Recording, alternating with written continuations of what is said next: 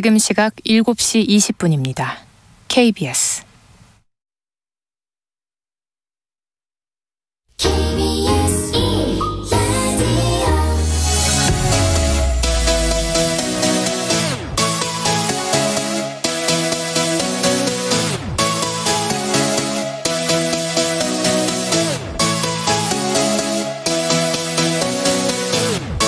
KBS 열린 토론.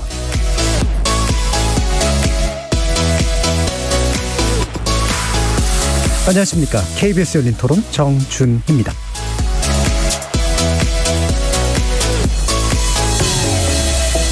KBS 열린 토론, 오늘은 정치의 재구성으로 여러분을 만납니다. 오는 3월 9일 대선과 함께 치러질 국회의원 재보궐선거 공천을 둘러싼 여야의 기류가 심상치만은 않습니다. 이번 국회의원 재보궐선거는 서울 종로, 서초갑, 경기 안성, 대구 중남, 충북 청주 상당 등 총 5개 지역에서 치러질 예정인데요. 국민의힘 홍준표 의원과 윤석열 대선 후보 측 간의 서울 종로구 그리고 대구 중남구 전략 공천 관련 내용이 겉으로 드러나면서 홍준표 의원은 출당이라는 단어까지 사용하고 있고 당내 권력 다툼이 재현되는 모양새입니다. 권영세 공천관리위원장을 필두로 한 공관위가 어떤 결정을 내리게 될지, 그 배경은 또한 무엇인지 주목되고 있습니다. 한편 민주당 이재명 후보는 책임 정치가 매우 중요하다 하면서 당 지도부가 내린 공천 결정과는 결이 다른 메시지를 내고 있는데요. 이 내용 포함해서 이른바 86 용태론, 이재명 후보 최측근 인사들인 7인 내 백유종군 선언 등 여당 내 인적 쇄신 움직임에 대한 정치의 재구성 패널들의 평가 들어보겠습니다. 이어지는 2부에서는 김건희 씨와 서울의 소리 기자간 7시간 녹취록 대부분을 공개해도 된다는 법원의 결정이 내려진 것에 대해서, 그리고 그 이후의 정책 파장에 대해서도 분석해보는 시간 갖도록 하겠습니다. KBS 열린 토론은 여러분이 주인공입니다. 문자로 참여하실 분은 샵 9730으로 의견 남겨주십시오. 단문은 50원, 장문은 100원의 정보 용료가 붙습니다. KBS 모바일 콩 그리고 유튜브를 통해서도 무료로 참여하실 수 있고요. 시민 논객 여러분의 날카로운 의견과 뜨거운 참여 기다리겠습니다. KBS 열린 토론 지금부터 출발합니다. 살아있습니다. 토론이 살아있습니다. 살아있는 토론, KBS 열린 토론. 토론은 라디오가 진짜입니다. 진짜 토론, KBS 열린 토론.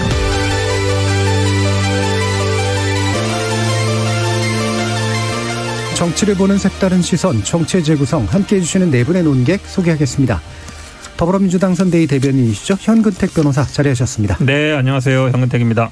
국민의힘 전남 순천 당협위원장이십니다. 천하람 변호사 나와주셨습니다. 네, 전남 순천의 천하람입니다. 최수영 시사평론가 자리해 주셨고요. 안녕하세요. 최수영입니다. 정의당 전 혁신위원이셨던 김준우 변호사 나와주셨습니다. 안녕하세요. 김준우입니다. 자, 일단 재보궐선거 공천 관련된 이야기, 비교적 최근 나온 이야기 중에 좀 새로운 이야기인 것 같은데요. 이제 비로소 이제 그 윤곽들이 좀 드러나고 있는데, 그게 공교롭게도 홍준표 의원과 윤 후보 사이에 나름대로 원팀을 만들고자 하는 시도의 일환으로서 이게 불거져 나왔습니다.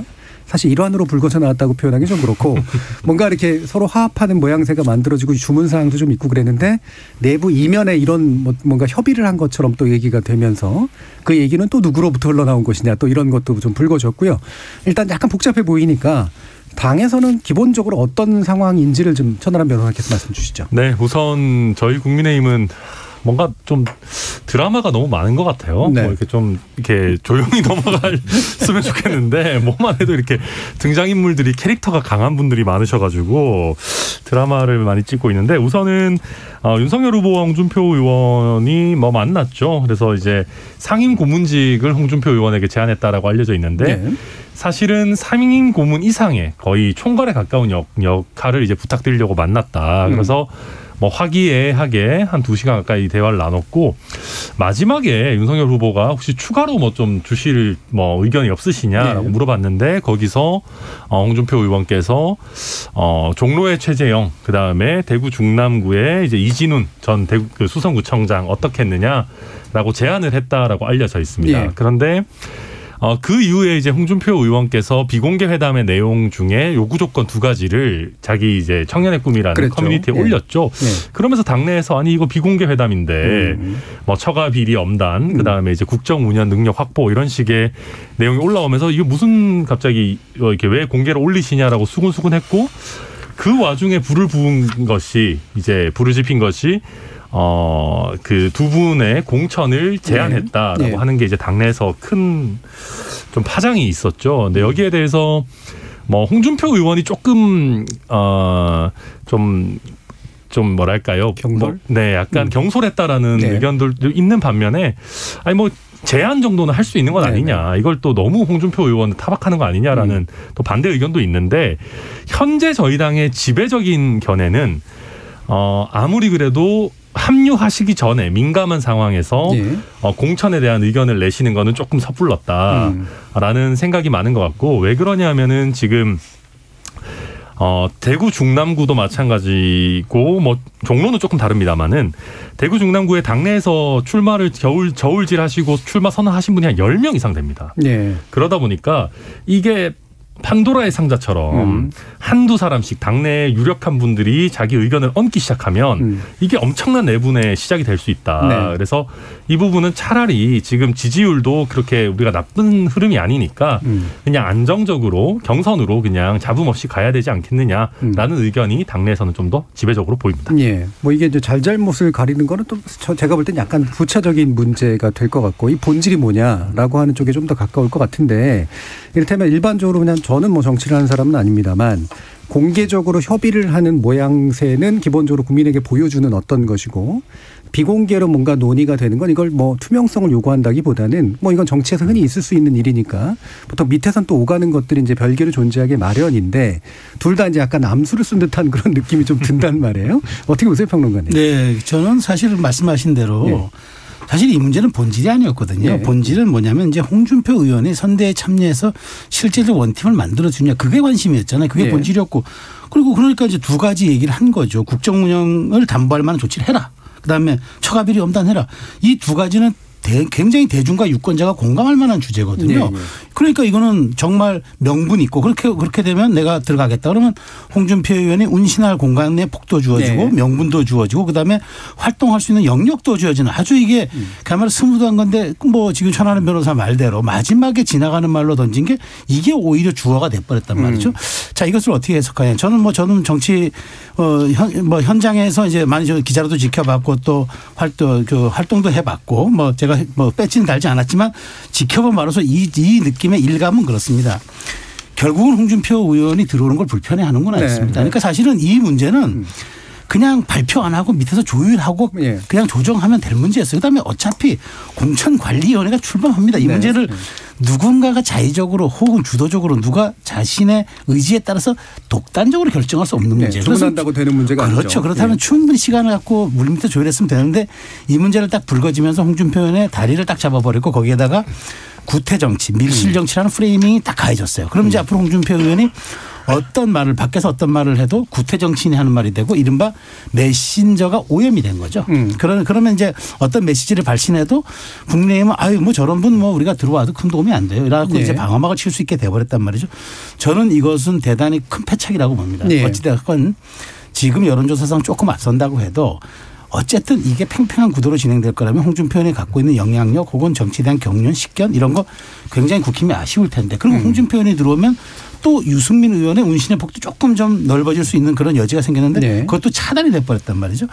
이런 점은 제가 보기에 지금 그런 우리 격언이 있잖아요. 골프하고 정치는 머리 드는 순간 망한다라는 말이 있는데 지금 국민의힘이 그러니까 그 3자 필승론이 돼도 된다가 제가 좀 약간 요즘 느낌이 오는데 이 3자 필 3명이 싸워도 그러니까 이제 물론 이제 심상정 후보는 이제 그러니까 설령 안철수 후보가 완주해도 우리는 이길 수 있다라는 그런 지금 내부의 어떤 자신감이 이런 지금 말하자면 홍준표 의원의 발목을 잡는 쪽으로 가고 있는 것 같은데 이건 장기적으로는 저는 독이 될 가능성이 매우 크다라고 봅니다. 최수영 평론가님 제가 할 얘기 다 해버렸는데 거의 100% 동의하는데 왜 그러냐면 한마디로 얘기하면 홍준표 필요 없다 굳이 그 얘기 같아요. 왜냐하면 지난번에 이게 기시감 뭐 자꾸 말씀드리는데요. 이준석 대표랑 갈등이랑 비슷해요.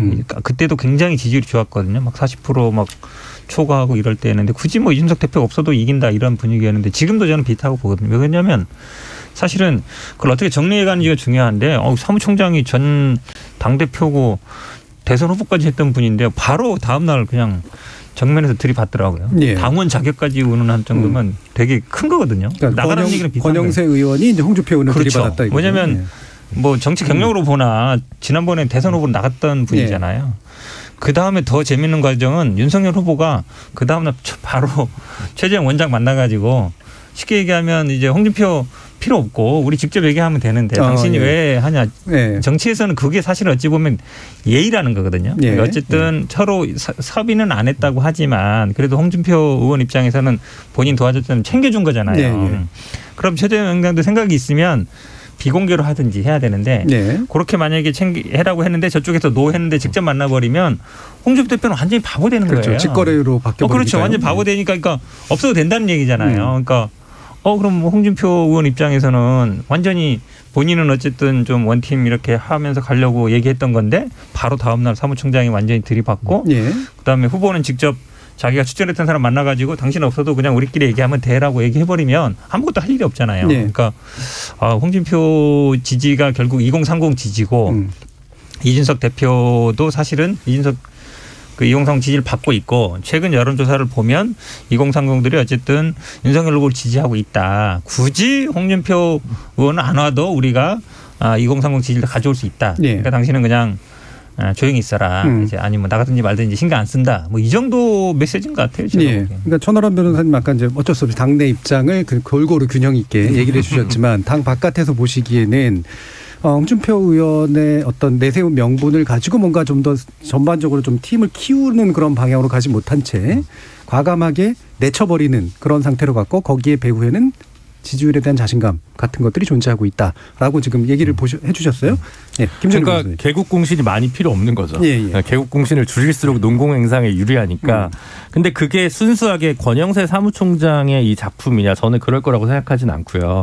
만약에 그 명분이라고 이제 최세용 평론가님께서 얘기해 주신 그 두 가지 테마 거기에 그걸 이제 공개한 것 자체에 대해서 후보 본인도 좀 기분 나빠. 특히 처가 비리 엄단 문제와 관련해서는 기분 나빴던 거 아니냐라는 추측을 안 해볼 수가 없는 거예요. 안 그러면 이렇게까지 사무총장이 그래도 복심이어야 하는데 이렇게 그 공천과 관련된 부분을 오픈하면서 이거 모든 걸 무화시키는 결단을 할 수 있을 거라고 생각하진 않거든요. 어렵게 마련된 자리일 텐데, 그러니까 처음부터 좀 맞득치 않았다라는 생각을 가진 거 아니냐 윤 후보가라는 생각이고요. 그렇다면 결국 아까 현근택 변호사님께서도 말씀하셨지만 유승민, 홍준표 없이도 대선 승리할 수 있다라는 약간의 오만. 그러니까 이준석, 김종인 두 분과의 갈등이 있을 때도 결국은 똑같은 건데 뭐 권력투쟁 내지는 이권 다툼의 시즌 2라는 생각이 많이 들고 이게 홍준표 후보 없어도 된다 아니다라는 문제가 아니라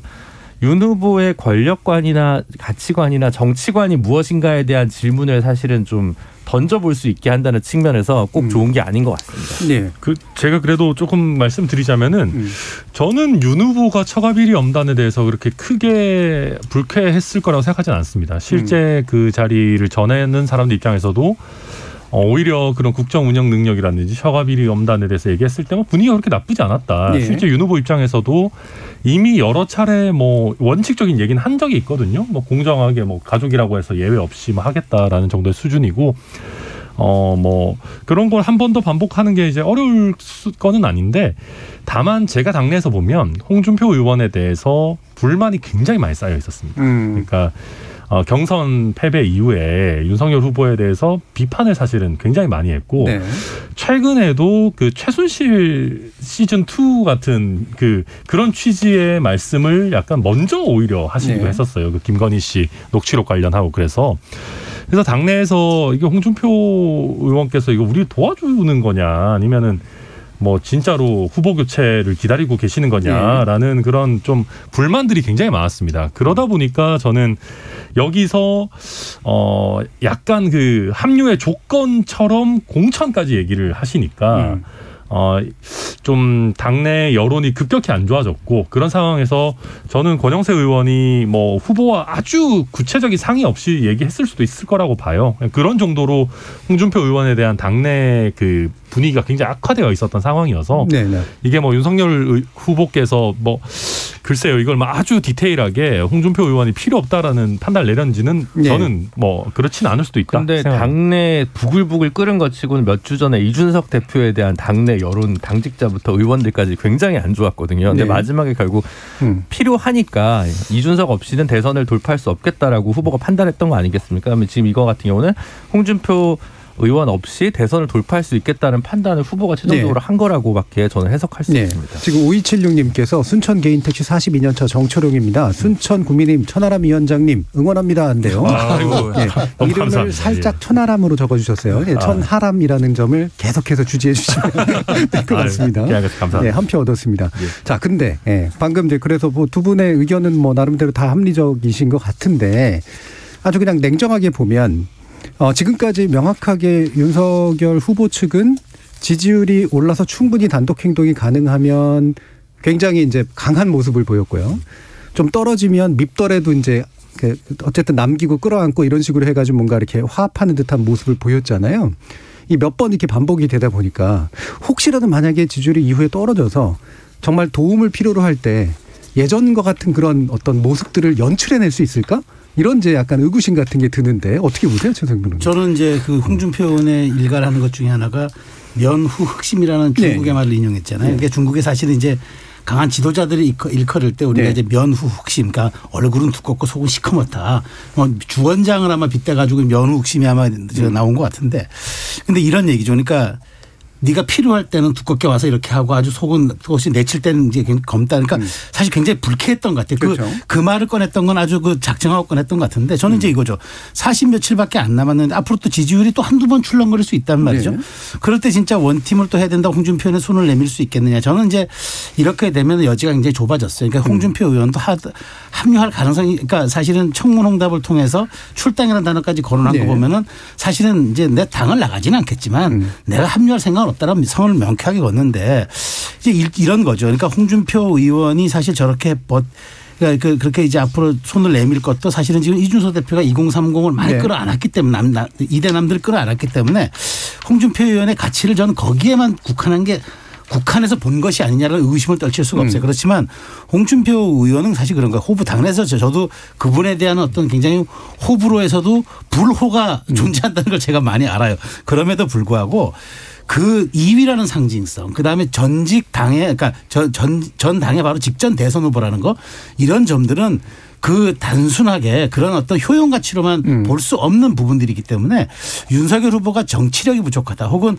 정치 초년생이다 이런 것을 보완할 수 있는 상당히 큰 보완제였는데 그런 걸 사실은 그런 좋은 소재들을 명백한 거리두기를 한 것 같아서 저는 그게 전략적 패착일 수 있겠다는 생각이 자꾸 듭니다. 예. 그럼 다시 김준우 변호사님, 국민의힘 쪽은 공천에 그러면 모양새는 어떻게 가게 될 것 같으세요? 그러니까 지금 원래대로면 지금 민주당이 전부 무공천은 만지작 거리는데 결단을 못하고 있지만 적어도 경기도 안성과 청주 상당은 무공천을 할 거란 말입니다.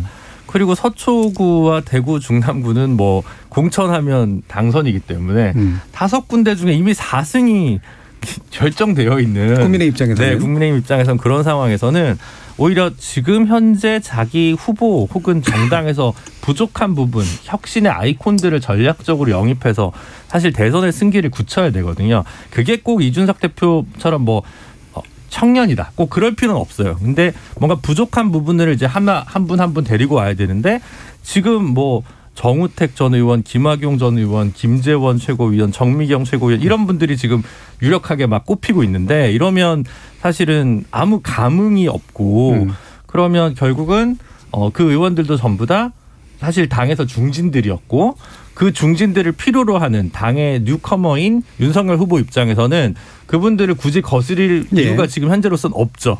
그러다 보니까 혁신 공천이 전혀 되지 않고 맥 빠진 공천이 되는데 이건 사실 별로 좋은 수는 아니다.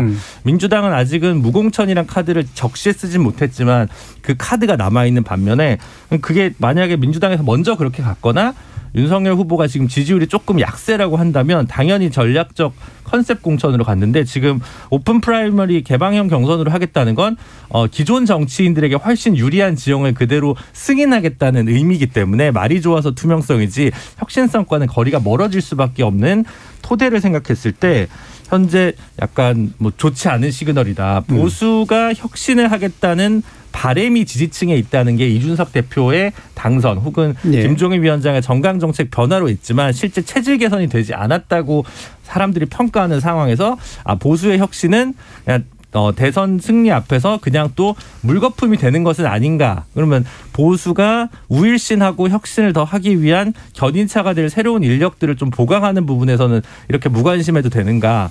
그래서 그 당에서 이걸 공천을 노리는 중진들도 선당 후사가 없고 본인의 이권이나 단타 싸움이 있는 게 아닌가. 지금 필요한 건 두 거대 양당 사실 둘 다 대선 승리를 자신할 수 없는 상황에서 나머지 중진들이 장기 투자의 관점보다는 단타의 관점으로 좀 접근하고 있다. 이렇게 보여집니다. 네. 자, 민주당 얘기도 나와서요.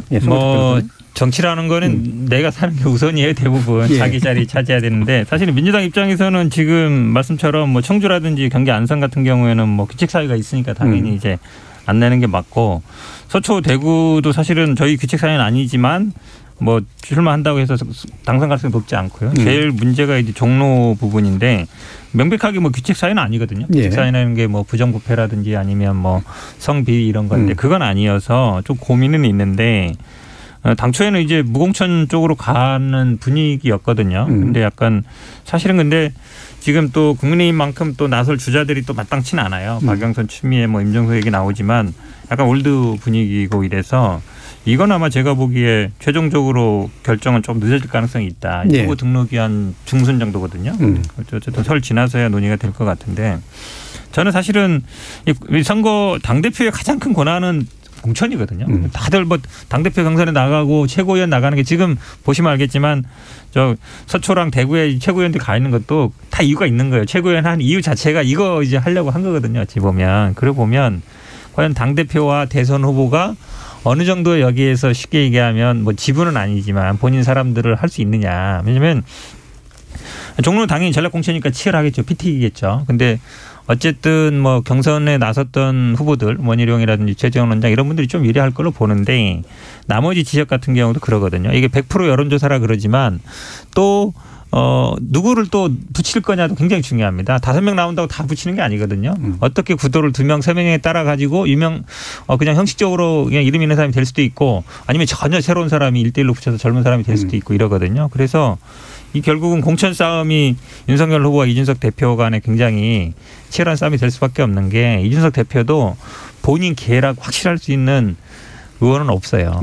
냉정히 따지면. 유승민 계에 있다가 지금 이제 독립해서 이준석 계를 만들어야 되는 과정인데 현역 의원 없거든요. 이번에 딱 보면 알겠지만 그러면 어쨌든 본인이 공천권을 행사할 수 있는 때 자기 사람을 그래도 만들어야 되거든요. 한 명이라도. 과연 윤석열 후보 근데 다 지금 윤석열 후보 쪽 다 줄 서 있잖아요. 지금 선관위원장도 지금 권영세 위원장이 한다 그러고 다른 분들도 공관위원들도 아마 6, 7명도 다 그쪽으로 갈 거란 말이죠. 그러면 이 5자리 중에 이준석 대표가 한 자리라도 본인 사람을 할 수 있느냐. 저는 그거에 오히려 좀 궁금해요. 네, 이게 물론 이제 국민의힘의 어떤 당의 특성상 이 당권 대권 분리는 말만 있지 사실은 잘 안 되는 경향이 분명히 좀 있는 것 같긴 한데 윤석열 후보는 엄밀히 말하면 바깥에서 데려온 이제 후보잖아요. 그렇죠. 근데 생각보다 굉장히 빠른 시간에 뭐 이렇게 타협에 의해서건 뭐건 간에 전략적 연대에 의해서건 간에 당의 어떤 일들에 대한 방향성의 어떤 가늠자, 뭐 원하는 대로 다 되진 않겠지만 그 기준을 잡는 어떤 형국까지 왔어요. 사실상 국민의힘의 95% 이상을 뭐 표현이 좀 그렇습니다. 접수했다라고 해도 과언이 아니고요. 그래서 저도 이 윤석열 후보가 정책 역량은 아무래도 이제 평생 검사를 하셨으니까 그렇다 치지만 정치력에서 또 그렇게 낮게 평가될 건 아닌 것 같다라는 생각도 뭐 합니다. 왜냐하면 이게 제1야당 그래도 꽤 유구한 역사를 자랑하는 제일 보수 야당을 굉장히 빠른 시간 안에 본인의 편으로 만들었어요. 근데 저는 아까 이제 김준호 변호사님 말씀에 굉장히 공감하는 부분이 역시 이게 다 지지율입니다. 그렇죠. 저는 좀 아쉬운 부분이 이게 저희나 민주당이나 뭐 국민의당, 정의당 다 포함해서 이번 대선에서 뭔가 멋진 장면, 좀 국민들한테 울림을 주고 감동을 주는 장면이 저는 냉정하게 봐서 없었다고 생각하거든요. 그냥 저희 당은 뭐 계속 드라마나 찍고 뭐 이렇게 대표랑 뭐 이렇게 갈등이나 하고 그런 거나 있었고. 재미는 있었을지 몰라도 사실 감동이 있었는지는 좀 의문입니다. 근데 사실은 이번에 그래도 혁신적인 공천을 통해서 국민들께 우리가 이 정도로 간절하고 뭔가 우리도 변화를 하려고 한다. 단순히 이준석 대표가 대표로 된 것뿐만 아니라 지속적으로 변화를 하려고 한다라는 걸 보여드려야 되는데 지금 지지율이 조금 애매하게 잘 나오고 있고 당내에서 많은 분들이 이게 또 어설프게 혁신을 시도하다가 또 당내 분란이 커진다. 이게 당내 분란이 지금 이제 한 40일 남겨놓고 이게 막 표출되면 선거를 그르친다 이런 생각하시는 분들이 많기 때문에 제가 봐도 이게 어떤 혁신적인 모습 보여드릴 수 있을까 조금 자신은 없고요. 그 아까 말씀하신 조금 돌아가서 이제 홍준표 의원 말씀을 하면은 이게 제가 봐도 최근에 저희가 스피커도 좀 충분히 민주당에 비해서 많고 예를 들면 이준석 대표도 스피커로서 되게 역할을 많이 하고 뭐 그러다 보니까 좀 홍준표 의원에 대한 그 평가가 좀 낮아져 있는 거는 맞는 것 같아요. 그러니까 이낙연 의원 같으면 그래도 확실한 지역 기반이 있는데 거기에 비해서 홍준표 후보가 갖고 있던 2030 지지세는 이미 많이 다 이전이 됐기 때문에 그런 면에서 아까 홍준표 의원이 와서 그냥 도와주시고 하나의 스피커가 되시는 것까지는 사람들이 당연히 뭐 납득 그것까지는 개국공신 하나 더 늘어나는 것까지는 받아들였겠으나 홍준표 의원의 공천 관여까지는 못 받아들이겠다라고 하는 것이 우리가 그 정도로 궁하진 않다라는 게 반영된 거다. 뭐 비슷한 뭐 지지율이 사실은 좀 애매한 게 그 역량이다. 저도 그건 인정합니다. 네. 자 그러면 지금 민주당 상황이나 국민의힘 상황을 이제 지켜보시면서 뭐 물론 핵심은 대선이겠죠. 결국 대권이 어디로 가느냐고 그거의 종속 변수로서 이제 기타 뭐 재보궐선거라든가 이후에 지역선거, 지방선거가 이제 이어지긴 하겠습니다만. 되도록이면 이제 이게 뭔가 패키지가 묶여서 약간 이제 미래 권력을 만들어내는 데 있어서의 어떤 새로운 분위기 이런 것들도 되게 중요할 것 같은데 어지간하면 할 수도 있을 것 같은데 왜 이렇게 이게 낱낱이 그냥 쪼개지는 분위기일까? 그러니까 어떻게 세요? 저는 이제 제가 좀 드리고 싶은 말씀 그거예요. 그러니까 사실 양당이 대선의 사활을 걸었잖아요. 그러니까 사실 대선이라는 게 대한민국 5년 대통령 단임자에서는 다 갖는 거란 말이죠. 사실상 모든 걸 책임을 지고 가는 건데 그러면 사실 이 5개 정도의 이 부분은 민주당 입장에서 놓고 보면은 거대 180석에 가까운 이제 열린우리당과 합당이 되면은 뭐 그렇게 되면 그 뭐 아쉬운 게 없는 거라. 열린민주당. 그러니까 그러면 이제 그 내려놔도 사실은 이제 어떤 타이밍에 내려놓느냐가 전략적 지점이 될 텐데 저는 국민의힘이 좀 제가 뭐 전략에 조금이라도 관여한다면 제가 정말 저는 정치를 합리적 시선과 그냥 뭐랄까 상식의 높이에서 보면 넓히면 살고 좁히면 죽는 게 정치 아닙니까? 그러면 이 네 군데 종로는 좀 특별한 경우니까 내버려 두더라도 나머지 네 군데는 윤석열 후보가 출마한 명분이 뭡니까? 공정과 정의 아닙니까? 지금 타겟팅 삼고 있는 전략 지점 어디입니까? 여성과 청년. 그럼 좀 그렇게 네 군데로 나눠서 상징성 있는 인물들로 각각에 주면은 이거는 대선 전략에 버금가는 혹은 대선 전략을 더 가속력을 붙이는 그런 굉장히 유리한 고지를 찾을 수 있을 것 그러면서 이제 그 자체가 이제 대선 후보가 주는 메시지가 되고 윤석열이 지향하는 국정 방향, 의회와의 협력, 그다음에 국민의힘이 지향하는 새로운 정당의 체질 개선 이런 게 다 된단 말이죠. 공정, 정의, 여성, 청년 찾으려면 충분히 찾아요. 그리고 여성 청년의 균형 있게 들어가고 공정과 정의를 상징할 수 있는 사람 끌어들이면은 저는 그것이야말로 국민의힘이 앞으로 지지율에 그렇게 일희일비하지 않는 탄탄한 저는 말하자면 어떤 성을 쌓는 것이라고 생각을 하는데 근데 그래 매일 말하는 게 뭐 경선관리위원회를 둬가지고 기계적 중립하겠다. 저는 기계적 중립이 아니고 속보이는 중립인 거죠. 뻔한 결과. 뻔한 중립인 거. 그러니까 그런 건 아무 의미 없다는 거예요. 그러니까 저는 굉장히 가점이 되고 아니 득점도 한두 점이 아니라 상당 부분 득점이 될 수 있는 것들을 스스로 이렇게 방기하는 그 모습이 그럼 홍준표 의원은 그런 명분으로 내쳤으면은 차라리 이런 명분을 가지고 오히려 언론과 대국민 어떤 대국민에게 설득력 있게 얘기했으면은 오히려 홍준표 의원의 입지가 좁아지죠. 그런데 지금 그렇게 안 하잖아요. 그래서 저는 그런 것들이 지금 말하자면 애매한 지지율이라고 사람에서 표현했는데 자꾸 고개를 드는 습성이 있는 것 같아요. 근데 이제 이런 것도 있는 것 같긴 해요. 그러니까 양당 모두 당에서 정확히 저는 장악했다고 생각하지 않거든요. 네. 본인들이 네. 공천한 의원들이 있는 게 아니기 때문에 이회창 총재는 96년 총선으로 데뷔를 해서 97년 대선을 패배했지만 그다음 대선까지 쭉 당을 장악할 수 있었습니다. 하지만 윤석열 후보나 이재명 후보는 이번 대선에서 패배하면 다음 총선 공천을 가져갈 수 있는 사람들이라고 저는 생각되지는 않아요. 솔직히 말씀드려서. 굉장히 또 많은 4분 5일과 합종 연행이 좀 예상이 되는 거거든요. 그러다 보니까 대선 승리를 위한 하위 전략으로서 재보궐 공천이 배치되지를 못하고 있는 게 양당 모두 마찬가지라는 거죠. 양당 모두 고만고만한 중견들의 봉건 영주들이 이렇게 딱 또아리를 잡고 있기 때문에 후보들이 핵심적으로 자기 전략을 관철시키지 못해서 제가 볼 때는 다 답답할 수도 있고 아니면 답답한 게 아니라 당내 역학관계 속에서 본인의 스페이스가 그거밖에 안 된다라고 인정하는 걸 수도 있죠. 윤 후보도 마찬가지고. 하지만 그게 대선 승기에 있어서 조금 더 가까워질 수 있는 무기를 스스로 놓는다는 측면에서 밖에서 보는 사람들 입장에서는 도저히 이해할 수가 없는 거죠. 예, 각 후보의 관점에서 보면 뭔가 이렇게 개혁적인 어떤 정치판을 만들어주는 게 자신의 승리에도 도움이 되고 이후 정치에도 도움이 될 텐데 그거를 또 이제 그대로 받아들일 수 없는 당내 역학관계가 차이를 만들고 있다. 민주당 진짜로 그렇습니까?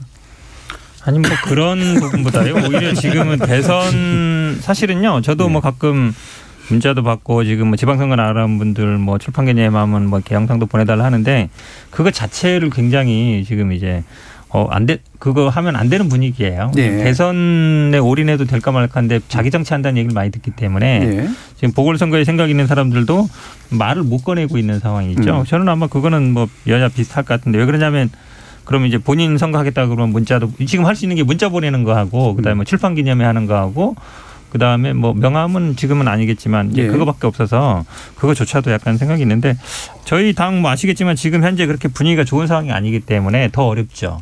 그래서 오히려 저도 가끔 뭐 여론조사 동네에서 받고 이러면 제가 들어가는 이름 여론조사를 받아도 기분이 별로 안 좋더라고요. 이걸 누가 돌리 지금 상황이 누가 돌리고 있지 자기 홍보하는 거 아니야 이런 생각이 들 정도라서 뭐 일단은 제가 보기에는 지금 당장은 얘기 자체를 꺼내기가 쉽지 않은 상황이다. 이렇게 말씀드리겠습니다. 아니 근데 이 부분이 있는 것 같아요. 그러니까 사실은 네 군데는 공천을 안 할 거나 해도 의미가 없을 것 같고요. 민주당은 사실 종로 하나만 남는 문제거든요. 근데 종로가 가지는 전략적인 문제가 지위가 있기 때문에 예를 들면 본인은 굉장히 모욕적일 수 있지만 뭐 김동연 후보를 뭐 데리고 왔을 때 종로라도 뭐 공천을 드려야 되는 거 아니냐 이런 구상을 하시는 전략통 기획통이 있을 것이고 국민의힘의 입장에서도 여차의 단일화 경로 속에서 종로가 좀 배치될 수 있지도 않을까 이런 이제 가능성 때문에 남겨두는 거죠. 물론 이제 일각에서는 뭐 국민의 당과 좀 단일화를 하려면 종로뿐만 아니라 또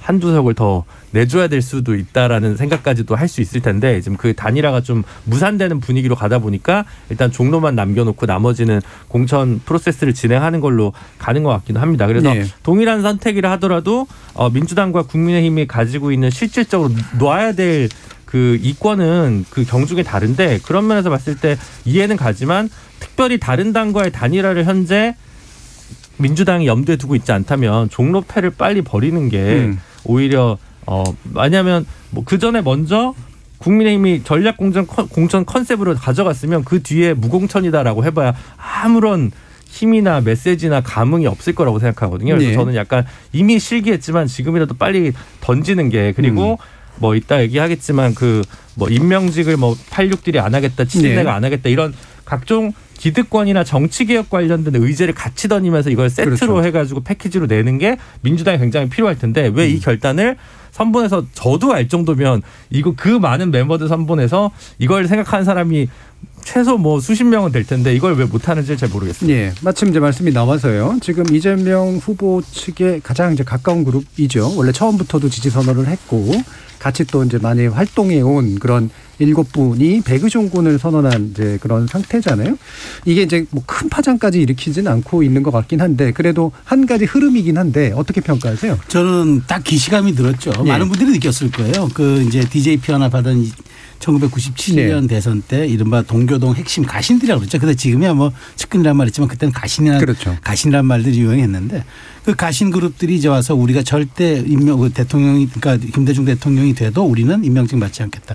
그리고 이해창 후보 때도 비슷한 사례가 있었어요. 네. 그때도 이제 뭐 꼭 그렇게까지는 안 했지만 측근 그룹들이 이제 나서서 이제 좀 뒤로 물러서겠다 이런 얘기들이 있었는데 저는 지난주에도 저희가 이 정치 재구성에서 이제 그런 이야기를 하지 않았습니까? 이제 거대 담론이 없는 선거에서 정치 개혁 혹은 이제 그런 기득권 내려놓기가 어쩌면 마지막 가장 큰 변수가 되고 그것이 오히려 유권자를 자극할 수 있는 소지가 되겠다 했는데 뭐 예상대로 이제 바로 이제 이루어진 것 같아요. 그러니까 지금 쓸 수 있는 카드 중에서 이제 일종의 약간의 임팩트 있는 카드라고 꺼낸 것 같은데 근데 그 울림이 이제 좀 말하자면 너무 이제 읽히는 수라서 사실은 이제 감동이 좀 떨어진다 이렇게 얘기가 되고 이제 이분들이 뭐 사실은 뭐 임명직을 맡지 않아도 다 현역 의원들이기 때문에 사실은 뭐 그것은 뭐 정말 좀 다른 문제고 그 당시에는 의원들도 없었을 거예요. 의원들이 아니고 이제 뭐 여러 가지 이제 사실은 그냥 아무도 직위가 없는 분들이 임명직도 맡지 않겠다고 하니까 사람들이 그럼 저 사람들은 이제 앞으로 아무것도 안 하는 건가 이렇게 이제 되면서 약간 이제 그 파장이 있었는데 지금은 그렇게 약한 것 같고 이러면서 오히려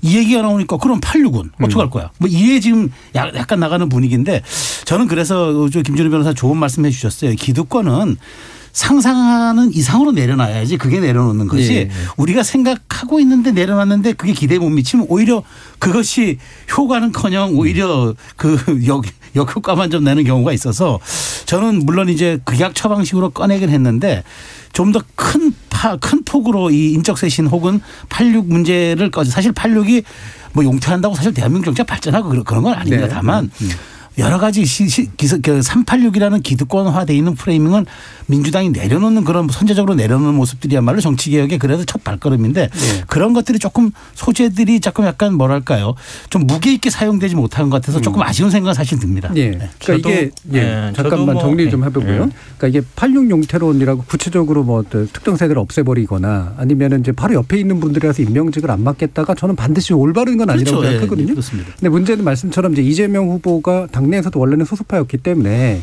이재명이라는 사람이 대통령이 되고 그 힘으로 당도 좀 바뀌고 그다음에 새로운 어떤 기득권과는 다른 종류의 어떤 개혁을 도모해 보겠다라는 패키지 같은 게 이제 민주당에서 어떻게 형성될 수 있을까 뭐 이런 궁금증이에요. 그게 굉장히 큰 과제죠. 지금 말씀하신 것처럼 뭔가 개혁을 하거나 뭐 기득권을 내려놓다 그러면 본인이 갖고 있는 걸 내려놔야 돼요. 그러니까 앞으로 임명직이 안 나가겠다는 거는 좋은 말씀하셨는데 국회의원 지금 갖고 있잖아요. 그것만큼 큰 직이 어디 있어요. 그러니까 임명직 나가는 거 예를 들어서 원외 인사들 뭐 저희처럼 의원 아닌 사람들은 굉장히 큰 타격이 있을 수 있지만 국회의원들은 큰 타격이 아니거든요. 그러니까 국민들이 보기에 뭘 내려놓나 이런 생각이 든단 말이죠. 지금 사실 당내에 뜨거운 이슈가 2개 정도 있는데 하나는 이제 이상직 의원 윤미향 의원 사퇴권 이게 이제 어쨌든 국회 자문위에서 넘어왔지만 윤리에 처리 안 되고 있잖아요. 근데 사퇴해야 되는 거 아니냐. 저도 지난번에도 들었지만 윤미향 윤리숙 의원, 곽상도 의원이 어쨌든 사퇴했거든요. 그때 사퇴 배연의 가장 큰 거는 정권 교체에 걸림돌이 안 되겠다 했어요. 곽상도 의원도 약간 지금 결과적으로 보면 과한 같은데 윤리숙 의원도 아버지 투기 문제이기 때문에 사실은 뭐 징계 대상인가 싶은 정도였는데 본인이 어쨌든 던진 거거든요. 근데 민주당이 그런 사람이 하나도 없는 거예요. 그런데 이상직 의원은 징역 1심에서 6년 받았고 윤미향 의원도 물론 무죄를 다투고 있습니다만 어쨌든 여성운동이나 이거에 대해서 이대남들이 굉장히 반감을 많이 갖고 있는 상황에서 일단 내려오는 사람이 하나도 없는 거고 그다음에 이제 삼선 초과 금지를 이제 장경태 의원이 뭐 혁신에서 던졌는데 당내 의원이나 많은 분들이 설마 되겠어? 결국 뭐 총선 때 가면 위험하게 되지 않겠어? 이 생각을 많이 하고 있거든요. 핵심적인 게 그거였어요. 지금까지 3선도 안 된다 했거든요.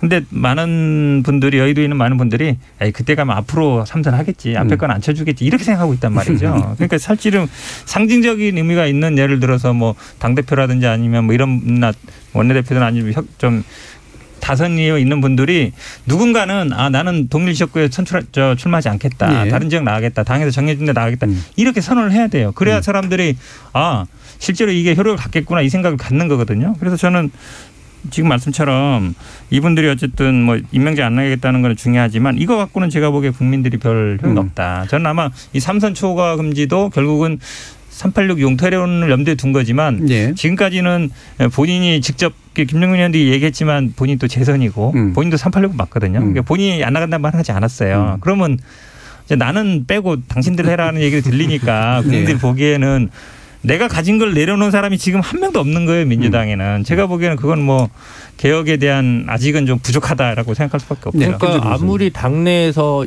그 장악력이 부족한 이재명 후보지만 원내 기준으로 봤을 때 그럼에도 불구하고 이 문제에서 또 이재명 다움이 없는 거예요. 예를 들어 지난주인가요? 개헌 얘기를 잠깐 토론 중에서 하시다가 뭐 순차 개헌을 할 수도 있고 필요하면 뭐 1년 단축할 수도 있다. 이래가지고는 이재명 다움이 아니죠. 이거는 이낙연 후보가 얘기했으면 그렇구나 이렇게 얘기할 텐데 이재명 후보라면 나는 이 국정을 위해서 저는 4년만 하겠습니다. 저는 중임하지 않고 1년 단축하겠습니다. 저는 1년 단축 스스로 한 최초의 대통령이 되겠습니다. 이렇게 나가야 되는 거예요.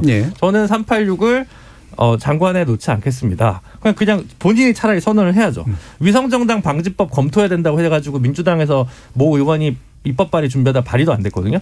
그러니까 무슨 이렇게 슬쩍 꺼내다가 트위터 하듯이 말아요. 그러니까 본인이 지금 다른 386에 대한 장악력이나 예를 들어 장관들이 그 얘기를 할 수는 없지 않습니까? 이인영 의원이 장관하고 있는데 내가 뭐 나중에 뭐 안 하겠다. 이거를 이끌어낼 수는 없단 말이에요. 상징적인 자본을 갖고 있는 분들이 장관 자리에 있는 분들이 꽤 많기 때문에 이거를 사실은 할 수 없어요. 그럼 이재명 후보가 이재명 다움이란 무엇인가? 이재명이 한다라고 했던 그 마인드에서의 정치개혁 의제들을 탁탁 던져야 되는데 당내에서 눈치를 보는 거죠. 저희가 볼 때는 그렇게 보이거든요. 그러니까 쉽지 않은 문제라고 얘기하는데 쉽지 않죠. 근데 지금 대선이 쉽지 않아요.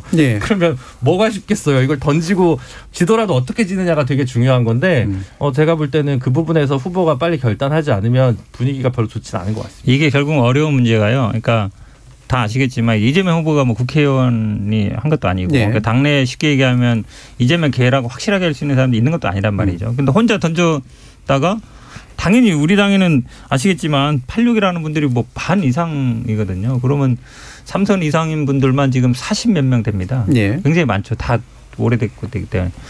집단 반발할 거 뻔하거든요. 선거를 치러야 되는데 이제 수족이 손발이 없어질 가능성도 있어서 후보가 직접 하기는 쉽지 않은 상황이에요. 말씀처럼 당대표도 하고 예를 들어서 뭐 예전에 문재인 대통령처럼 본인들이 이렇게 준 사람들이 공천 준 사람도 많고 해서 한 30-40명 거느리고 있으면 모르겠지만 그게 안 된 상황이기 때문에 그런 딜레마가 있는 거죠. 그 딜레마들의 양 후보다 애매한 지지율이 딜레마였던 굉장히 중요한 이유인 것 같아요. 권한남 변호사님. 저희 당도 마찬가지라서 뭐라 말씀드릴 수가 없는데 맞습니다. 그리고 일단 저 7위내부터 평가를 하자면 약간 좀 생뚱맞다라는 느낌이 있죠. 그리고 지금 이제 지지율이 조금 빠지면서 약간 중구난방식으로 이제 너무 많은 아젠다들을 갖고 나온다라는 느낌을 일단 주고요. 예전에는 7인의 실체가 없다 이런 식으로 부인을 했었어요. 근데 이제 갑자기 또 뭐 백의종군 하겠다 이러니까 약간 좀 어색한 면은 있었고 반면에 제가 봤을 때는 86 용퇴로는 사실 민주당의 미래를 봤을 때는 굉장히 중요한 주제입니다. 이게 물론 우리 민주화 운동에 그분들이 굉장히 기여를 하셨지만 사실은 뭐 제가 이제 보면 우리 현근택 변호사님이나 아니면 김성애 대변인님이나 두 분이 뭐 동안이시지만 사실 연배가 그렇게 낮은 게 아닌데 나이까지 끄트머리에 걸쳐 있죠. 낮은 게 아닌데 9,000명 이쪽 저쪽인데 그러니까 민주당 내에서는 근데 그때 당시 민주화 운동을 한 세대가 아니라는 것 때문에 뭔가 하나 아래 세대 훨씬 뭔가 너희는 아직 젊잖아라는 그런 식으로 세대 교체를 늘상 거부하고 있는 면이 있어서 그러다 보니까 이거는 단순히 이번 대선 승리뿐만 아니라 굉장히 민주당으로서 중요한 아젠다고 지난번에 초선 5명이 4.7 재보궐 이후에 뭐 조국 장관 반성 이런 걸 냈을 때도 이게 반향을 못 일으키는 게 이게 너무 그 86 뭐 카르텔이 굉장히 강하다 보니까 뚫고 못 나가는 거거든요. 그래서 민주당 분들 만나면 이제 저한테도 하시는 얘기가 야, 왜 우리는 이준석 같은 사람이 없냐라고 하지만 그러니까 이준석이 나올 수 없는 환경인 거예요. 쉽게 얘기하면 현재로서는. 근데 이 대선이 사실 이거를 돌파할 수 있는 굉장히 좋은 기회고 지지율을 위해서라면 뭐든 해야 된다. 선당 후사가 그나마 발휘될 수 있는 그런 장면인데 그 정도의 에너지가 현재 민주당에서는 안 나오고 있는 것 같다. 근데 또 조금만 깊이 들어가면 호남에 있는 86들은 굉장히 억울할 거예요. 그쪽은 호남 뭐 지역 뭐 하여튼 엘리트 계급들이 워낙 많이 잡고 있었기 때문에 예전에 뭐 박주선 의원 이런 분들이 뭐 이낙연 이런 분들이 훨씬 연배에서 오래 중진을 해서 386이라고 호남에서 재선 넘어가는 분이 없어요. 되게 늦게 등단했고 이제 2년 된 분들도 많아서 호남 86들 입장에서는 우리는 이제 시작인데라고 생각할 수도 있어요. 우리 천 변호사님이 뭐 나이를 저를 지명하셨으니까 저는 사실 이제 71년생이고 90학번이니까 학교 들어올 때부터 지금까지 30년 동안 이 86 선배들한테 치여 살았기 때문에 뭐 이래도 당내에서도 이렇게 쭉 가다가 이러다가 70년대생은 대통령 안 나오고 그냥 80년대 넘어가겠다 이런 생각도 하거든요. 뭐 그런 건 저는 상관없다고 봅니다. 일단 개혁하는 게 더 중요하죠. 그렇죠. 지금 찰수 황태자의 마음이 어떨까라는 그런 생각도 갑자기 해보면서요. 0388님께서 윤 후보가 홍준표 내춘 거죠. 홍준표는 차차기를 위해서라도 윤 후보가 갈라서는 게 좋다고 봅니다라는 의견이 있는 반면에요. 6738님은 홍준표 의원 공천 문제에 그냥 수면 아래서 소문으로 돌아다닌다면 구태 정치라는 여당 공세에 휘말려 악재가 될 게 뻔하지 않을까요? 수면 위에서 잘 대처하지 않았나 싶습니다라고 또 다른 의견도 주시기도 했습니다. 자, 1부에서 다소 좀 길게 양당의 문제 좀 논의해 봤고요. 2부에서는 김건희 씨 관련된 문제와 함께 이후에 정치 일정의 몇 가지 변수들에 대해 짚어보는 그런 시간 갖도록 하겠습니다. 여러분께서는 KBS 열린 토론과 함께하고 계십니다. 토론이 세상을 바꿀 수는 없습니다. 하지만 토론 없이 바꿀 수 있는 세상은 어디에도 없습니다.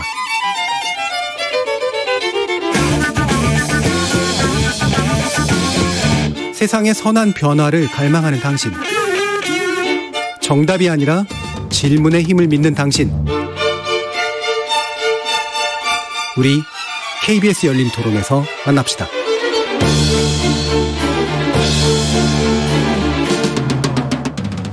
KBS 열린 토론 정치의 재구성 함께하고 계시는데요. 김준우 변호사, 최수영 시사평론가, 천하람 국민의힘 전남 순천 당협위원장, 현근택 더불어민주당 선대위 대변인 이렇게 네 분 함께하고 계십니다.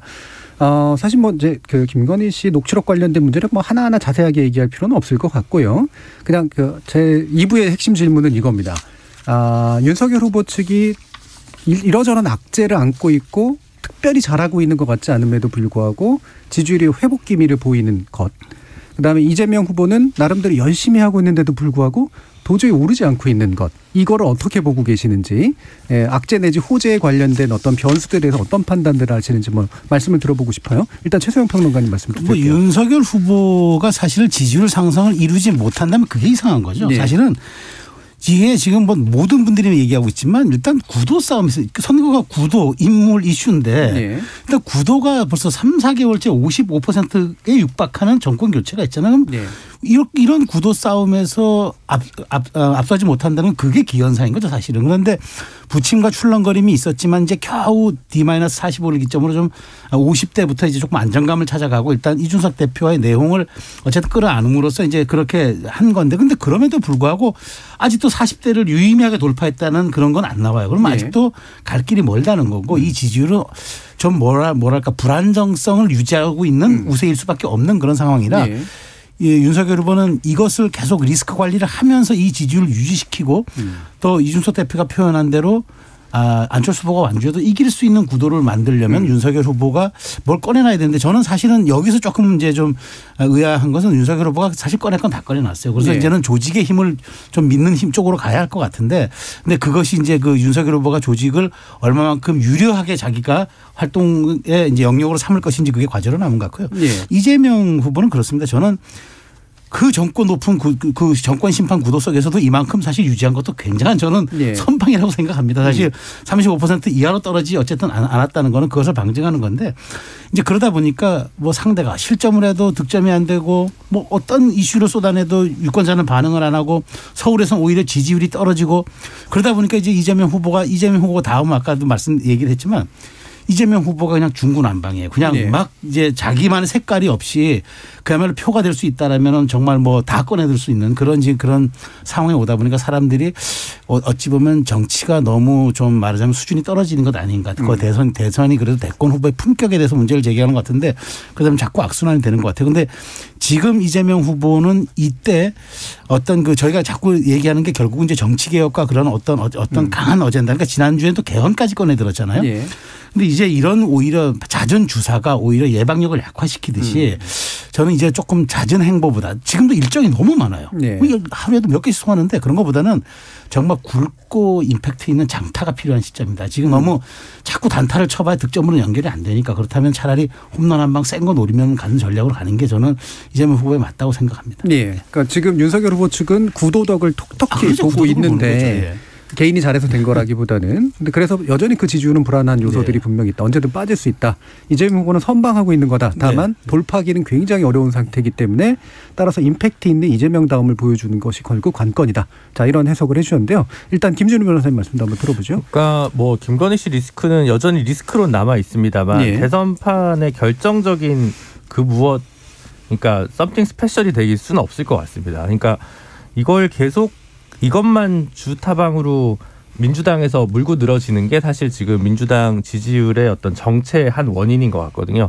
이건 거의 이런 식으로면 이회창 씨가 97년에 떨어진 게 김대엽 아들 군 병역 비리 의혹 문제 때문에 진 것으로 오해하는데 그때도 다 아시다시피 DJP 연합과 이인재 의원의 독자 출마와 관련된 공학적인 문제도 있었고 구도적으로는 경제 위기 하에서 준비된 대통령이란 메시지가 있었고 이 삼박자가 어우러진 상황에서 됐는데 무슨 병역 비리 부분이 이회창의 미스터 법치 어떤 그런 이미지를 무너뜨려서 그걸로 선거에서 이겼다 이건 아니었거든요. 마찬가지로 그래서 지금 김건희 씨와 관련된 그 뭐 사적 대화의 녹음에서 많은 메시지들이 문제가 좀 있다는 부분은 저도 공감을 합니다. 근데 그 부분과 관련해서는 필요하면 언론에서 더 계속 보도를 한다고 하니까 그걸 좀 지켜보고 민주당에서는 이 문제에 대해서는 좀 로키로 가고 다른 분야에서 좀 목소리를 더 높이는 건데 그 부분이 지금 진도가 안 나가니까 오히려 상대적으로 국민들이 보기에는 민주당이 김건희 리스크에 매몰돼 있는 것처럼 보이는데 그렇다면 본인들도 대장동을 가리려고 보낸 시간처럼 이렇게 보이니까 그냥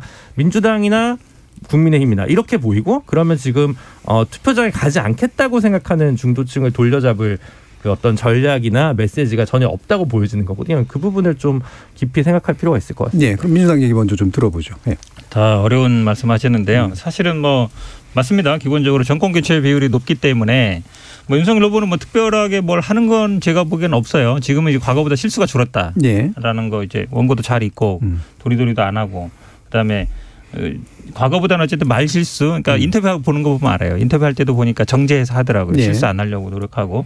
이제 그게 어찌 보면 가장 큰 지지율을 지금 오르고 있는 유진인데 말씀처럼 어떤 이재명 후보는 30대 후반에 갇혀 있다. 근데 윤석열 후보는 이제 올라갔다 내려갔다 하고 있는 거거든요. 그래서 저는 뭐 올라갔다 내려갔다 가능성은 충분히 앞으로도 있다고 보는데 왜냐하면 변동성이 보였기 때문에 그 변동성은 또 당내 갈등이었고 당내 갈등이라는 건 지금 공천을 앞두고 있는 여진이 있는데 그럼 그 단타 말고 홈런을 뭘로 할 거냐. 이제 그게 제일 고민이에요. 사실 알죠. 뭔가 그래도 내놔야 된다는 건데 저도 사실은 정치개혁에 무조건 동의합니다. 이거가 하지 않으면 민주당이 변화가 없으면 국민들이 다시 민주당한테 시선을 안 줄 거다. 그게 왜냐하면 국회에서 압도적 다수 차지하고 있고 근데 뭐 달라진 게 있느냐. 이런 개혁을 한 게 있느냐. 이런 얘기를 듣고 있고 지방 각 지자체 뭐 시의원 도의원 다 차지하고 있거든요.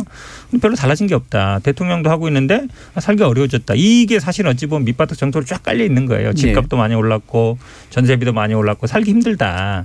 민주당 잘못이라는 거거든요. 그건 어느 정도 일리가 있는 겁니다. 그렇다고 그러면 민주당이 스스로 바뀌는 거 기득권을 내려놓지 않으면 국민들이 사실 민주당한테 다시 뭘 주긴 힘든 구도예요. 저는 그거를 할 수밖에 없다 보고 사실 어찌 보면 김건희나 뭐 대장동 이거는 그분들이 지지를 하기 위한 어느 정도 명분 뭐 이 정도는 되지만 민주당이 기본적으로 시선을 돌리기 위한 거는 되지는 않을 거라는 건 저희도 알고 있죠. 그리고 대부분 이게 언론이 보도하고 있지 저희들이 뭐 주도적으로 하고 있지는 않습니다.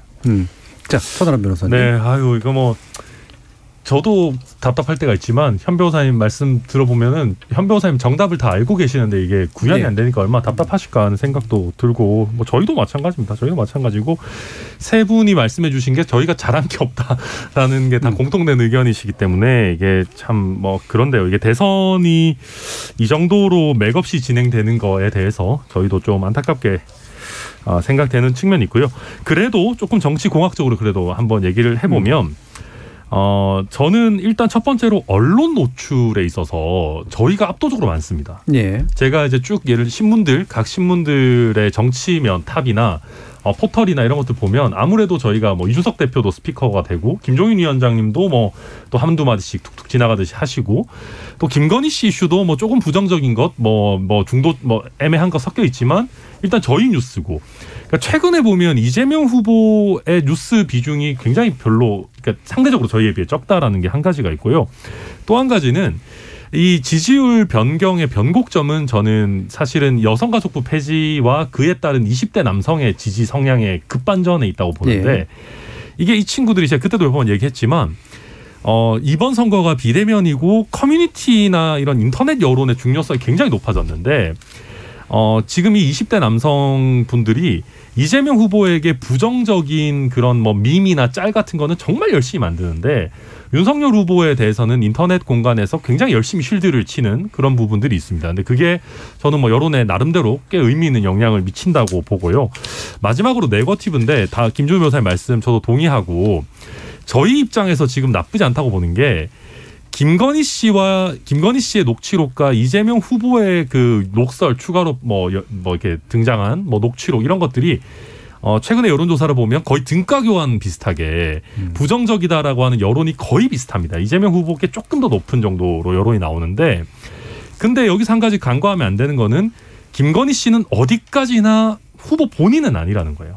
그럼 네거티브가 지금 후보 본인과 후보의 그 부인에 이렇게 등치되게 지금 계속 되고 있다 보니까 아무래도 저희보다는 이재명 후보 쪽에 좀 더 타격이 맞는 게 아닌가 이렇게 생각이 듭니다. 네.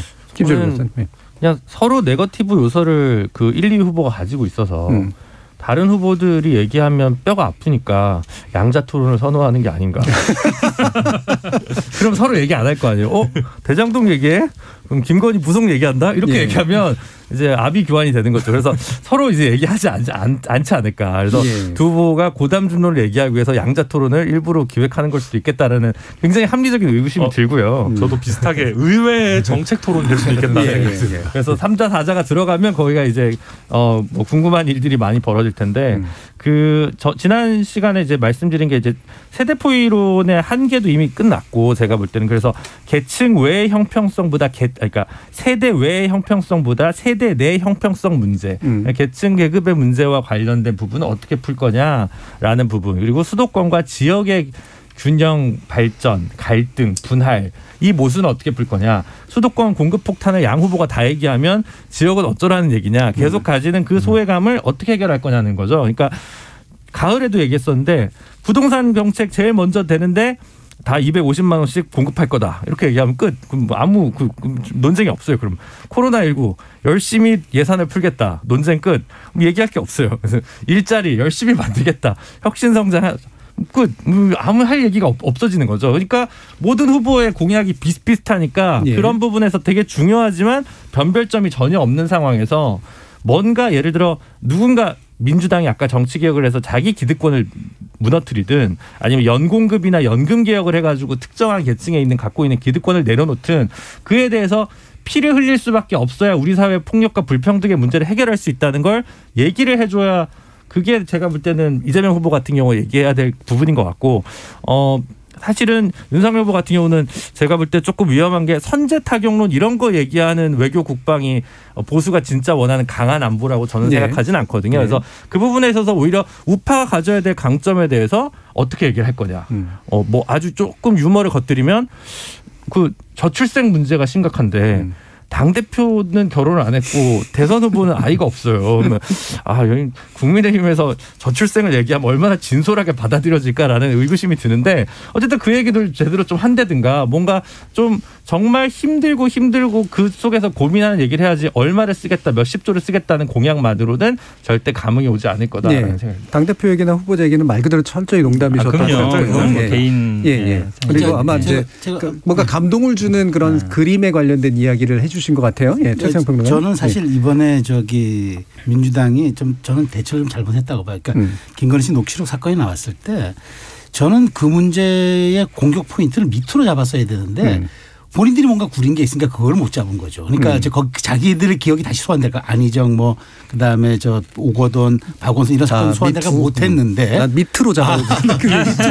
미투 발언을. 그런데 이제 그거를 공격 포인트 잡지 못하니까 무속인 논란만 계속 집중 부각했어요. 그런데 이 무속인 논란은 네거티브화하기엔 좋은 소재긴 한데 입증하기 쉽지도 않고 네. 이게 그 말 잘못하면 계속 상대방을 근거 없는 공격을 비칠 수 있고 또 민주당이 정말 민주당의 정체성과 맞지 않는다는 중도층의 또 이반을 불러올 수도 있어요. 그러니까 이런 점들이 저는 사실은 소탐대실한 거라고 보는 거예요. 차라리 아프게 자기들의 잘못을 인정하고 그걸 세게 공격해 들어갔었어야 되고 또 하나는 이준석 대표가 세대포 이런 얘기했을 때 그러면 국정이라는 게 그러면 2030하고 6070만 가지고 운영하는 게 국정입니까? 예. 그렇게 그러니까 민주당 전혀 민주당스럽지 않게 상대방이 뭐라면 그것을 뒤집는 것이 아니라 거기에 따라서 우리도 뭔가 자꾸 보완해서 이걸 말하자면 좀 비슷한 등가로 치환하려는 그런 전략으로 갔기 때문에 저는 오히려 민주당이 결정적으로 지금 이렇게 국면을 돌파하지 못한다고 보는 거예요. 그러니까 결국에는 되돌아가면 정치는 원칙이고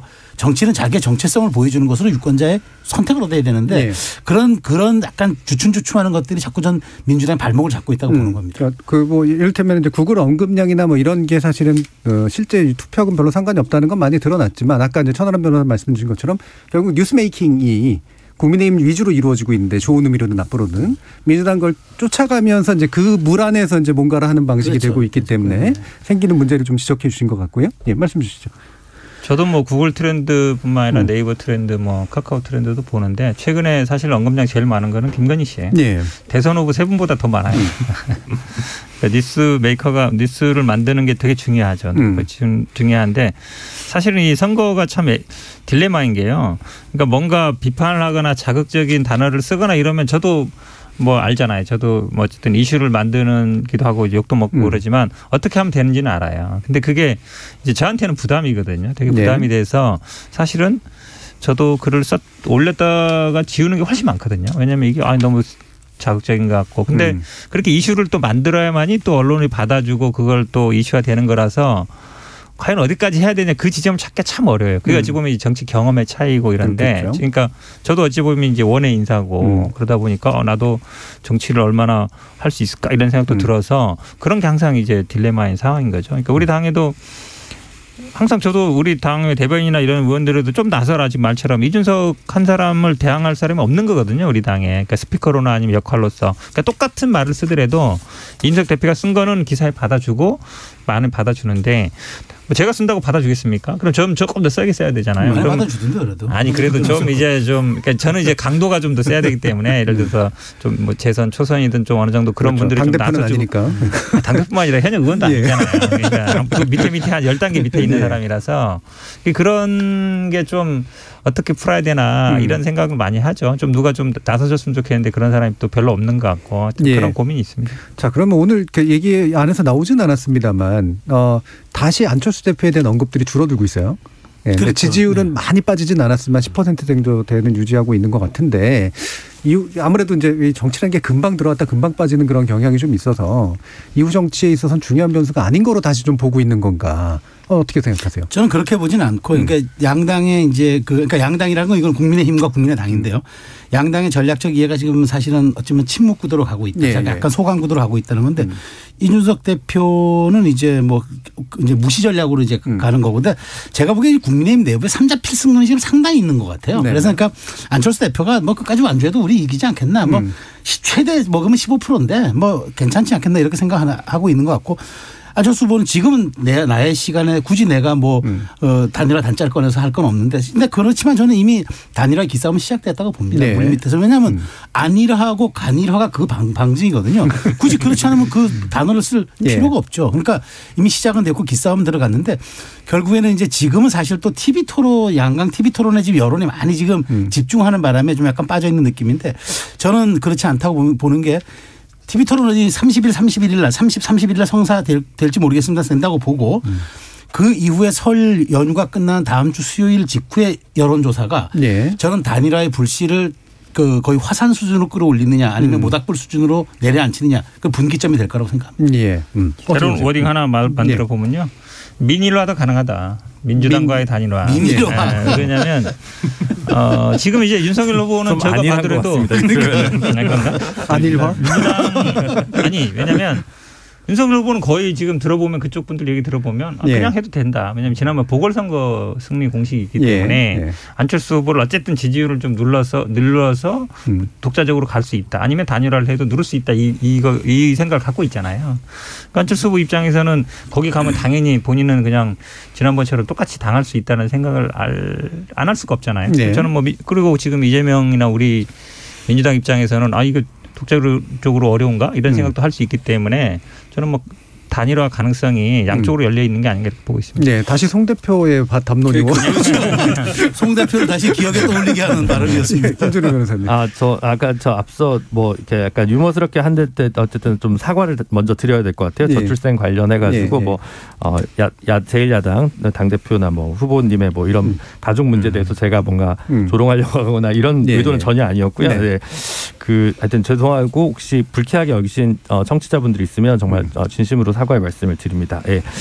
안철수 후보 같은 경우는 그 당시에 윤석열 후보가 3프로 TV에서 약간 경제 능력에 관련해서 좀 물음표가 쌓이면서 그 당시 얻은 좀 반사이익적인 것들이 분명히 좀 있었다고 보거든요. 그래서 양자 토론이 됐을 경우에 윤석열 후보의 정책 관련한 역량이 혹시 빈틈이 보이면 안철수 후보가 그대로 주저앉지는 않을 것 같다라는, 왜냐하면 그걸 정도를 흡수할 정도의 역량이 있음은 좀 증명이 됐기 때문에라는 생각이 들고, 그래서 어찌 보면 오히려 양자 토론이 돼서 실수하는 게 안철수 후보한테 더 유리한 그림일 수도 있겠다라는 생각이 들고, 가처분이 인용이 돼서 양자 토론이 안 되면 오히려 이두저도 안 돼서, 왜냐하면 3자 토론, 4자 토론 하려면 더 시간이 걸리기 때문에 이게 정무적인 부분에서는 조금 또 달리 볼 수도 있겠다. 당장에는 안철수 후보 입장에서는 그 토론에서 배제되는 게 자신을 주연급에서 탈락시키는 효과라고 생각할 수도 있지만 이게 또 토론이 어떻게 갈지는 알 수 없기 때문에 안철수 후보가 꼭 낙담할 문제는 아니지 않을까라는 생각이 들었습니다. 토론 분위기는 우리 앞에 계신 분도 잘 알고 계시겠지만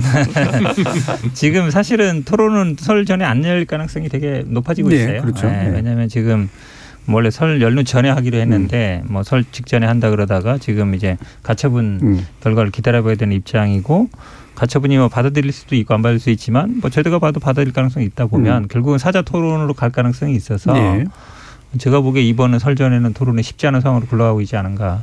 제가 보기에는 아마 당내에서는 다 알고 있을 것 같습니다. 그러니까 가처분 아무래도 기다려야 되는 입장이고, 방송사 또 편성 기다려야 되고, 그렇죠. 또 이후 사후 협상 또 기다려야 되니까 굉장히 복잡한 산술이 돼버렸죠. 전하람 변호사님. 네, 저도 지금 안철수 후보 같은 경우에 오히려 민주당과의 단일화도 저도 꽤 가능성이 올라가 있는 상황이 아닌가 하는 생각이 들고요. 왜냐하면 이준석 대표가 굉장히 전략적으로 안철수 후보를 윤석열 후보의 경쟁자가 아니고 이준석 대표의 경쟁자처럼 포지션을 해놨습니다. 그러니까 윤석열 후보는 안철수 후보 신경 안 쓰고 그냥 자기 길 가고, 되든 안 되든 어쨌든 이준석 대표의 산을 넘어야 되도록 지금 그렇게 만들어놔서 안철수 후보 입장에서는 굉장히 불쾌할 겁니다. 그래서 이게 굉장히 좀 어려운 상황이 돼 있고요. 그 다음에 김준우 변호사님 분석에 저도 동의하는 게, 제가 안철수 후보라면 아마 물 떠놓으면 안 되죠. 요새 주술 이런 거 나오니까. 무속 거 나오니까. 요새 큰일 날 뻔했는데, 아마 윤석열 후보가 큰 실수를 하기를 굉장히 바라고 있을 것이고요. 김준우 변호사님은 빈틈이라고 표현하셨는데, 저는 빈틈 정도로는 안 된다고 생각하고, 아마 유권자께서 정권 교체는 바라지만 윤석열 후보로는 도저히 안 되겠다라는 정도의 큰 실망이 나와야지만 이게 한번 판이 흔들릴 것 같고, 그게 아니라 토론에서 그냥 약간 밀리더라 정도의 수준이면은 저는 그게 큰 변수가 될 것 같아 보이지는 않습니다. 그러니까 토론을 그냥 봐둬라라고 얘기하기도 좀 그런 상태. 네, 맞습니다. 하려면 같이 하는 게 좀 좋을 것 같고, 이런 상태인가 보네요. 저도 근데 토론에서는 크게 승부가 안 나요, 사실은. 보통 그렇죠. 토론은 자기 지지층의 어떤 확신만 심어주는 과정에 불과한 거고, 실제로 2016년 미국 대선 때 사상 최고의 시청률이었는데, 당시 딱 끝나자마자 여론조사 돌리니까 57대 34였거든요. 힐러리 잘했다고 57, 트럼프 34였는데 결국은 트럼프 당선됐잖아요. 그러니까 그게 거의 더블 스코어까지 가까웠는데도 그렇게 저는 큰 변수는 안 된다. 그러니까 다만 그 과정에서 이제 중도의 한 10%에 왔다 갔다를 저희가 기대할 수가 있지, 그걸로 승부를 가르는 측면은 없을 거라 저는 봅니다. 저는 조금 달리고 있는데, 왜냐하면 사실은 윤석열 후보가 그동안 별로 나온 적이 없어요. 방송에도 잘 안 나오고 토론에도 안 나오고, 그러니까 당내에서 많이 했지만 무슨 생각을 하고 어떻게 하는지 본 적이 없거든요. 근데 어쨌든 토론을 하게 될 겁니다. 그러니까 저희 당내에서는 뭐 안 나오면 그냥 삼자라고 하자 이런 얘기도 있거든요. 네. 그래서 토론회를 하면서 국민들이 아마 그러니까 명분을 찾는 거예요. 내가 이 후보를 네. 지지할지 말지. 원래 지지했는데 지지를 할지 아니면 약간 중도의 내부 움직일 수 있어서 저는 아마 모든 분들이 알 것처럼 마지막 변수는 토론회와 단일화 두 가지로 보고 있습니다. 알겠습니다. 지금 8228님께서 요즘 언론을 보면 확증 편향의 오류로 선동하는 분들만 넘치는데 열린 토론 월요일 코너 정치의 재구성 귀가 즐겁네요 라는 말씀 주셨습니다. 자, 정치의 재구성 이것으로 모두 마무리하겠습니다. 오늘 함께해 주신 현근택 변호사님, 천하람 변호사님, 최수영 평론가님 그리고 김준우 변호사님 네 분 모두 수고하셨습니다. 감사합니다. 감사합니다. 감사합니다. 정책 경쟁이 돼야 된다. 공약을 촘촘히 점검하는 보도와 토론이 중요하다.